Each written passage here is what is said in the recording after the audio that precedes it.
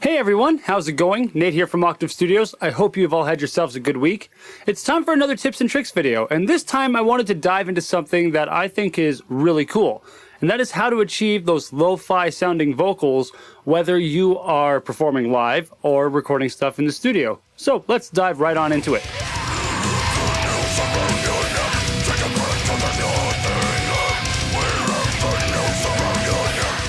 So we're back on the DAW, as you can see, and I wanted to show you 3 ways you can achieve that lo-fi sound.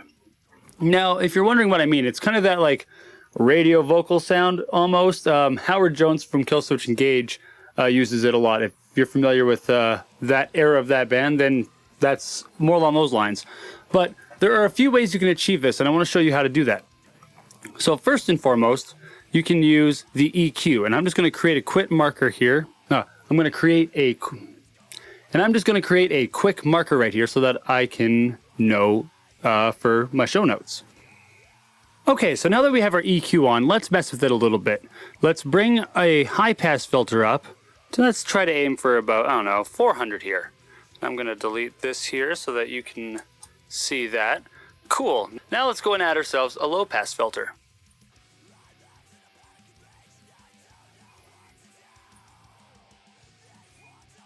And if you notice I'm messing with a few things, you're not mistaken. I have this set to read all of the moves I make so that everything can work as we're listening to it. So now we've added a bit of a high pass, a bit of a low pass. The last thing we want to do, let's add a bit of a bell. Now let's go and figure out where that bugger was. Delete that there. And so this isn't going to sound great by any means, but now you'll be able to tell kind of one way to get that lo-fi vocal just by doing some like passes here and there. It's an easy way to do it, and it's a good way to start messing with it. The next way you can mess with it though is pretty fun, so I'll show you that now. Okay, so now what we're going to do is we're going to add the amp sim, and this should be fairly interesting. Let's see what happens here.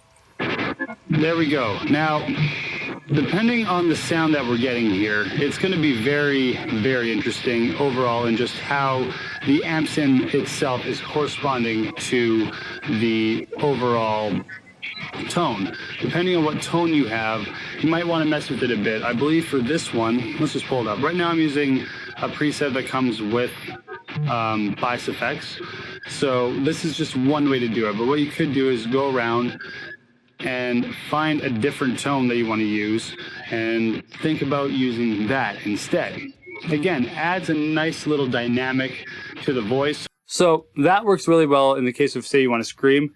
Now my mic's really hot, so I'm going to have to come way far back for this case. And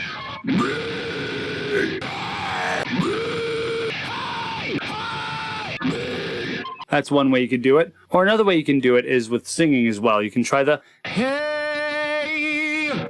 or that Howard Jones someday. Like, sometimes that adds a little bit of a cool little effect to the vocal. But there's one other one that I want to do that involves actually using a vocal mic into a distortion pedal. So, as you can see, I am now speaking into my right hook microphone, which is just similar to a Super 55. Actually, this is basically a Super 55. I threw one of their capsules into here. So it's a very interesting mic. I like it a lot for using live. It's got a bit of a different sound in the case of what we're doing right now. But what we're going to try to do now is feeding it through my precision drive distortion pedal. So let's see what happens when I do that. Do you see like that? Like, even just looking at the wavelengths, it's made a significant difference in what my voice sounds like. And if you try to, I'm pretty sure. Check one. See, I just did something I shouldn't have done. And if you look into that, it's got a very interesting characteristic to it. Now, this might not be something you want to do all the time, obviously, but if, say, you were looking for a side effect for once in a while, that's not necessarily a bad idea. Getting a good old row!